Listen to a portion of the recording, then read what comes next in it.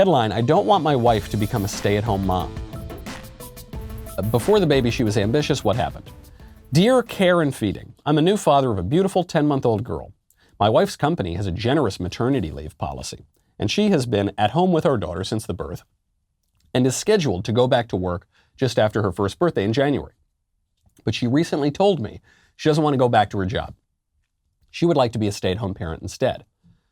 Then he goes on about how he's trying to convince her not to do that. He says, one of the things that I was most attracted to was her ambition and tenacity.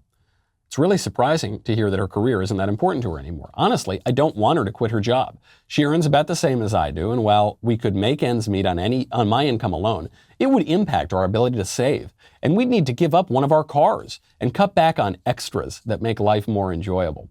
I also just don't want a stay-at-home wife. I really admired her work ethic, and I want her to set a good example for our daughter, too. Seeing her give up like this is really disappointing. What should I do? Signed, suddenly the breadwinner.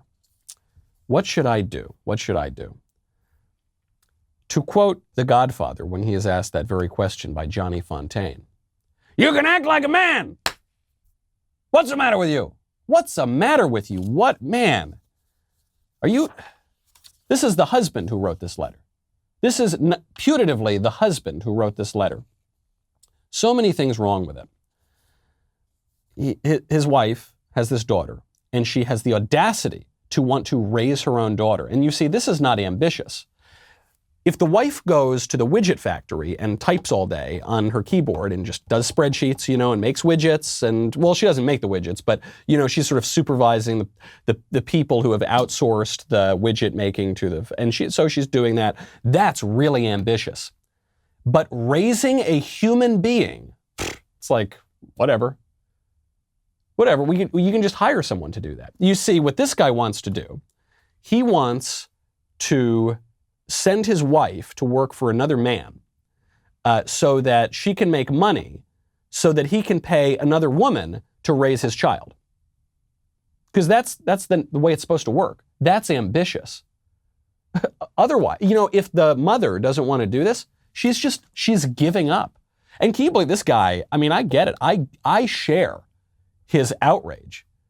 He's suddenly the breadwinner. I mean, he makes plenty of money, but he might not be able to buy a new car next year. Suddenly the breadwinner. It's like this selfish woman expects her husband to provide for his family. Can you imagine that? While she raises his child. Gosh, what a selfish woman. What a lazy, selfish woman. To want to raise her family and to want her husband to work and support the family. This dude is everything wrong with our culture.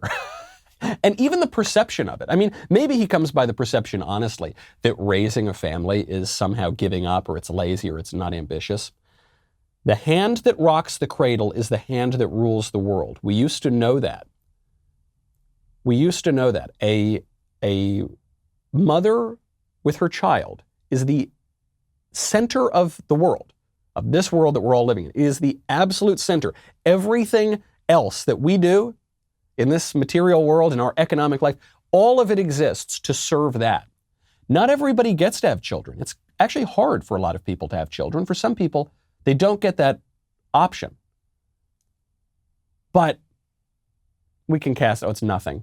Let's just pay somebody else to raise our kid. That's the economic model. That, I don't mean just to beat up on this guy. I mean, this guy is truly a schmuck. He is a girly man, as we say. It reminds me of the distinction between womanly and womanish. Womanly is a woman acting in a way that is proper for a woman to act, right? It's not an insult, it's a compliment. Oh, she's so womanly, oh my gosh. When a man acts in a way that it is proper for a woman to act, there's nothing admirable about that. Because those qualities are corrupted, they're perverse, they're wrong. It is womanish. So when you call someone a girly man, it's not an insult against girls.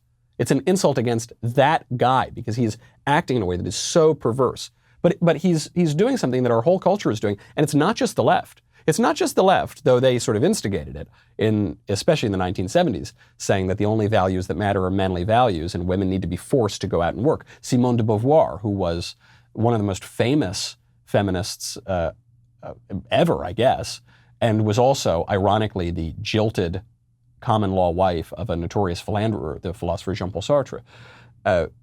One time, Simone de Beauvoir was having a debate with Betty Friedan over feminism. There's two prominent feminists.